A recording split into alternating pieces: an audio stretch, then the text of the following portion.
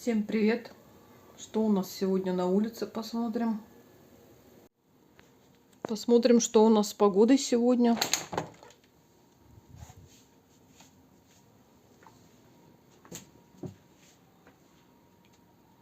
Ну, не холодно. Середина декабря. Вот. Сейчас посмотрим, сколько градусов. 10 градусов. Запаха нет на улице абсолютно. Гарью не пахнет, никакого смога. Очень даже хорошая погода. В общем, пойдем сейчас делать дела. Хризантемка моя завяла. Надо будет ее сейчас обрезать.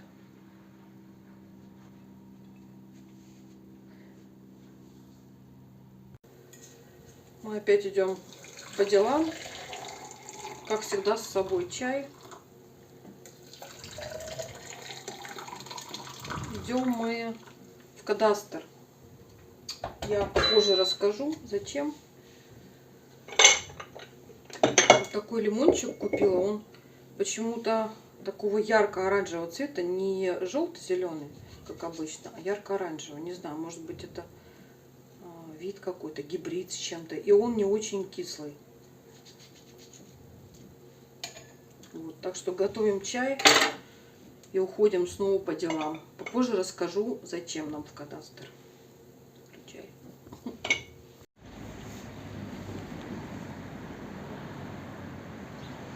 Вот один из представителей домов и частного бизнеса в Сербии. Как строятся дома. Вот первый этаж занимает парикмахерская, а дальше жилой. И таких домов очень-очень много в Сербии. Первый этаж отдают под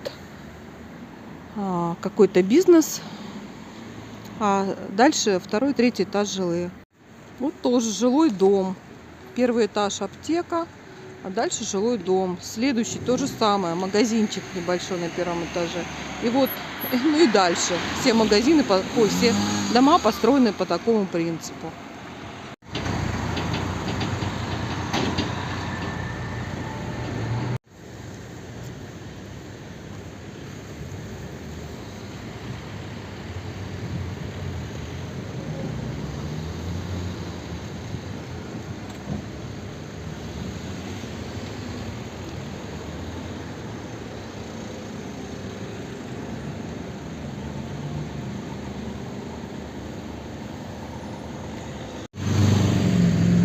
Тоже частный дом, на первом этаже стоматология.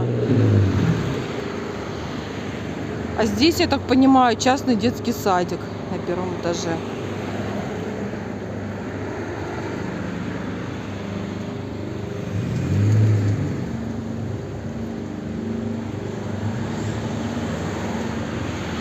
Вот здесь просто беда с пешеходными дорожками, потому что вот такая история, когда есть пешеходная дорожка, но невозможно по ней идти. Вот мне сейчас приходится выходить на проезжую часть.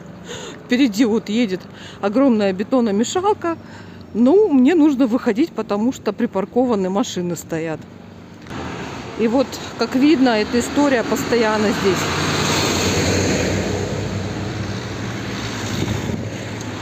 Вот пешеходная дорожка, и вот все заставлено машинами. Вот тоже пример, как дом строят, он еще недостроенный, но на первом этаже уже работает роштель. Кстати, у местных здесь пользуются спросом, сюда многие приходят. И мы брали, тоже вкусные. То есть дома здесь очень многие сербы строят, именно такую планировку делают, чтобы первый этаж отдать под бизнес какой-либо. Вот этот дом новостройка, еще он, наверное, не сдан, потому что там не живут. И буквально недавно, пару месяцев назад, мы ходили, его еще достраивали, он еще не был готов. А вот сейчас я смотрю, он уже готов, да. И вот просто хотела показать, опять же, та же самая история, как я уже рассказывала, что к дому многоквартирному прям вплотную прилегает частный дом. Почему так происходит, не знаю. Вот так вот строят. То есть, либо, видимо, выкупают участок и вот сплошняком к дому строят. Не знаю, почему так делают. Такие крупные шишки. Не знаю, что это за хвойник. Очень крупная. Она на сантиметров 15-18 одна шишка. А еще почти на это дерево залез виноград. И вот висит гроздочка засушенная винограда. Очень необычно смотрится, когда хвойник, а с него свисает виноград. Да, вот шишки. Вот такие дома, как типа советских построек, здесь тоже есть. Но их, слава богу, не так много. Я вот не хотела себе квартиру приобретать в таком доме. То есть это такое советское наследие. Мне хотелось, чтобы были дома такие, которых у нас нет в России. Вот. В таком доме можно было купить квартиру и за такие же деньги, даже, может быть, подешевле, но я принципиально не хотела. Мне не нравятся такие дома. Привет, не бойся. Я тебя просто сфотографирую. Просто щелкну из фоторужья. Да, просто щелкну из фоторужья. А вот барбос выглядывает. Ой, разозлился.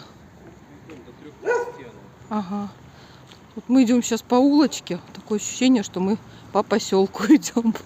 Просто поселковая дорога такая. Домики. В общем, у нас район, где мы живем, где мы приобрели квартиру, ну прям город. Мне он больше, все больше и больше нравится. Здесь прям вот чуть-чуть мы отошли. Здесь прям поселок. Такое необычное дерево. Я решила его заснять. Не знаю, что это.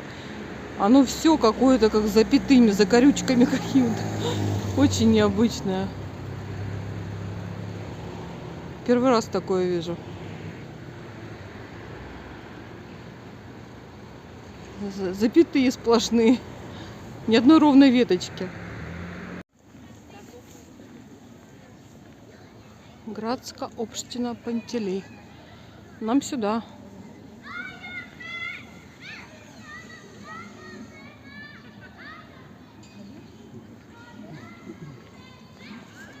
Услужный центр.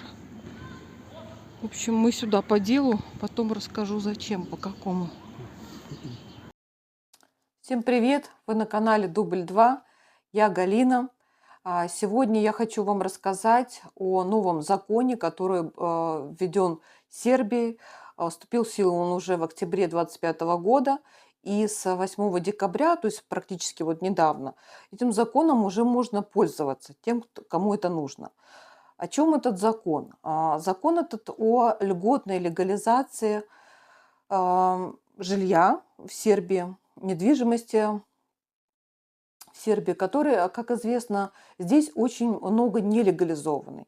Буквально 1/4 часть недвижимости всей в Сербии нелегализована, то есть по-сербски не укнижена. То есть ее нет в кадастре, и, соответственно, например, иностранцы, вот как мы из России, мы не можем приобрести такое жилье.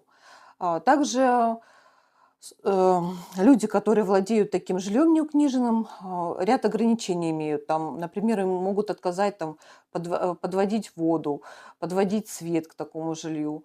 Также не дадут кредит на такое жилье, если оно не укнижено. В общем, есть ряд неудобств, ограничений и так далее. И его нельзя продать. То есть им можно пользоваться, можно там жить, но нельзя продать, например. То есть ограниченные права на такую недвижимость. Как известно, все это достаточно было долго, оформление, все это и раньше можно было легализовать такую недвижимость, но все это было очень долго, дорого. К тому же там шел счет на 1000 евро. И люди, конечно же, не хотели вкладываться. Ну, как бы живешь и живешь. Зачем мне это нужно легализовать? Продавать я его не собираюсь. Вот, и поэтому многие сербы не стремились к тому, чтобы легализовать такое жилье. Сейчас правительство специально ввело, понимая, что очень много такого жилья нелегализованного, которое никак не учитывается в кадастре.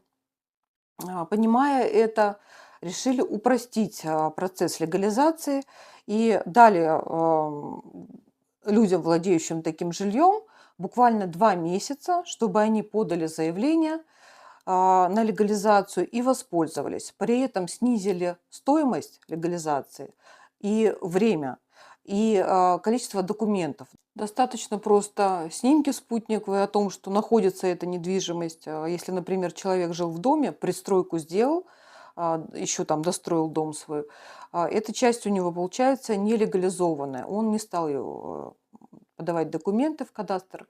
Вот, то сейчас достаточно такого снимка спутникового, достаточно предоставить документы, что ты строил это, либо если ты купил, то есть тоже договор о купле-продаже о том, что ты приобрел такое жилье.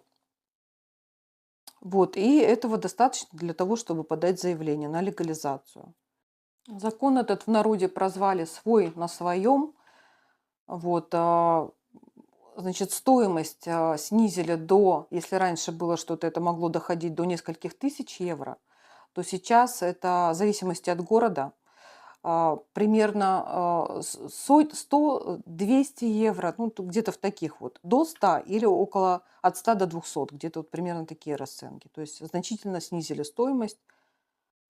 Есть там небольшие ограничения, то есть нельзя будет легализовать то жилье, которое находится в зоне государственных каких-то построек, там рядом железной дороги, автомобильных магистралей. В общем, есть ряд, перечисленный в законе, ряд нарушений, которые нельзя будет недвижимость легализовать. Всю остальную недвижимость можно легализовать. Чем введение этого закона в Сербии интересно, например, россиянам? Тем, что недвижимости, которая сейчас выйдет на рынок, которые смогут приобретать в том числе иностранцы, станет значительно больше. Потому что она будет легализована, она будет в кадастре, она будет в собственности у людей, они смогут ее продавать в том числе иностранцам. Сейчас такую недвижимость нельзя было продавать.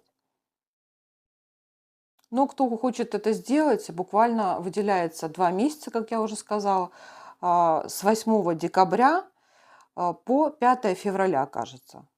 То есть чуть меньше 2 месяцев.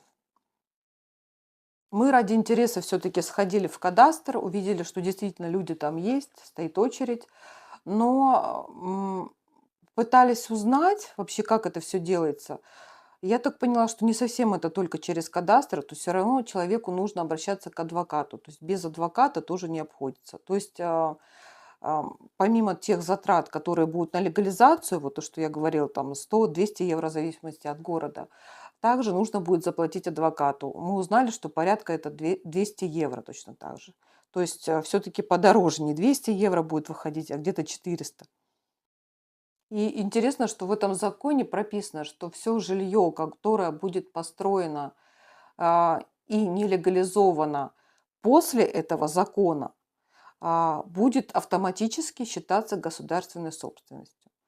То есть сейчас государство дает шанс легализовать все нелегализованное, а после этого, кто не воспользуется этим законом, да, ты можешь построить, не легализовать, но в таком случае оно перейдет в собственность государства.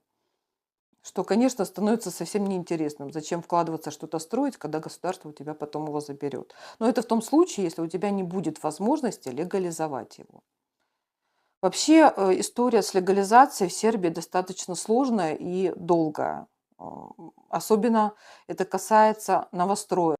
Этот закон ввели впервые в Сербии именно для того, чтобы бороться как-то с нелегализованным жильем, потому что его здесь 1/4. Это слишком много. Пока это все, что мы смогли узнать про этот закон новый. Он, конечно, интересен, он, как я сказала, впервые введен. Но как это все будет на практике и большие ли будут плюсы от этой легализации самим людям, или все-таки это больше выгодно только государству, пока непонятно. Будет видно это, конечно, уже потом, по истечении времени, когда люди пройдут эту легализацию. И вообще, много ли людей захотят сербов ее сделать, так как они и раньше особо к этому не стремились. Вот. Но хочу сказать, что в кадастре мы видели очередь, да, то есть люди были заинтересованы. Ну, дальше посмотрим. Если мы что-то будем еще узнавать по поводу этого закона, я обязательно с вами поделюсь.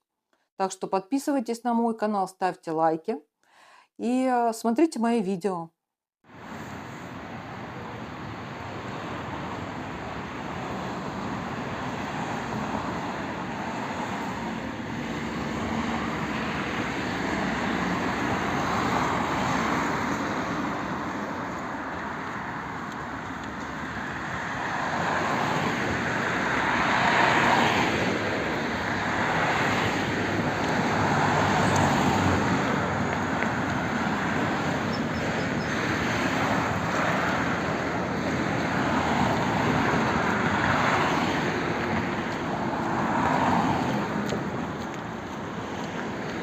центр в сизой дымке сегодня. Вообще не пахнет сейчас ни гарью, ничего такого нет.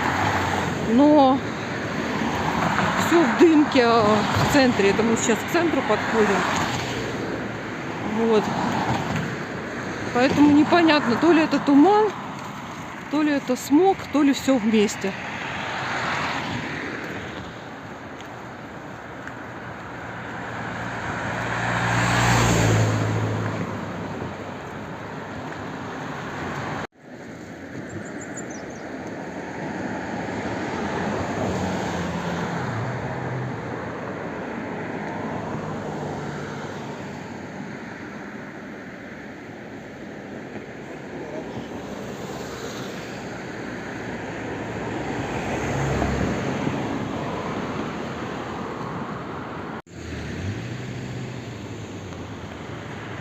Здесь за домом очень красивый вид на горы, но, к сожалению, вот здесь вот цены на бензин все закрывают.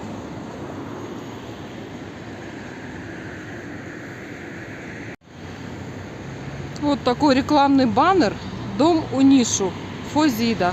Кстати, на этом же сайте Фозида мы тоже искали жилье.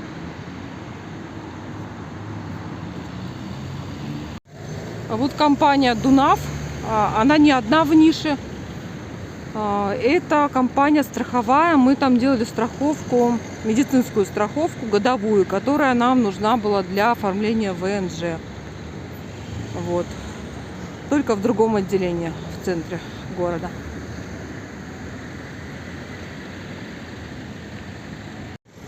Хочу показать огромную тыкву, которую продают. Вот так вот прям нарезают, здесь вешают и продают. Вот яблочки, 125 динар. Это 100 рублей. Гольден шикарно выглядит, желтенький.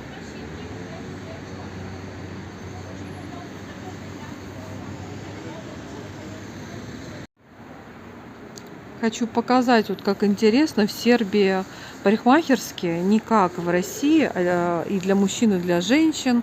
И здесь есть мужская парикмахерская, вот берберница, мужский фризер. Есть даже детская, вот рядышком дверь, это шишауница Дечи фризер. И есть женская, то есть отдельно для детей, для мужчин и для женщин.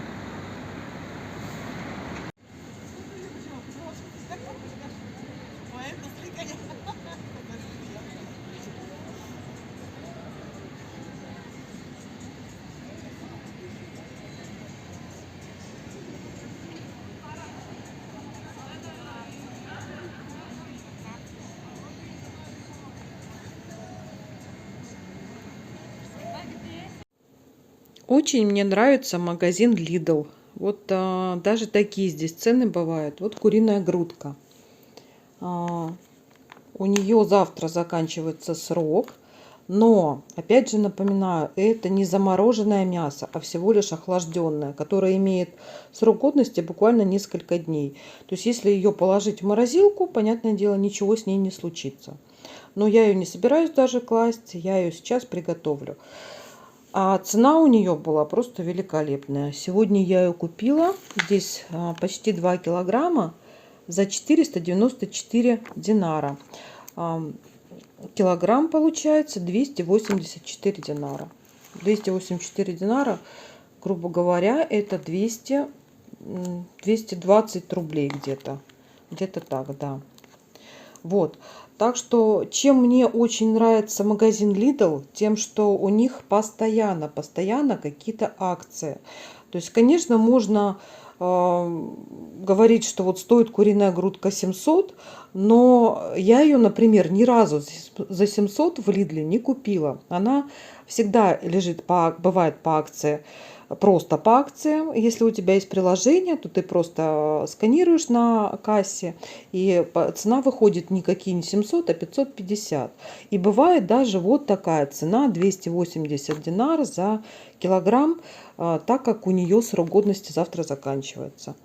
Вот, поэтому именно этим мне Lidl нравится. На днях мы еще купили там тоже случайно абсолютно. Мы зашли, что-то нам надо было подкупить.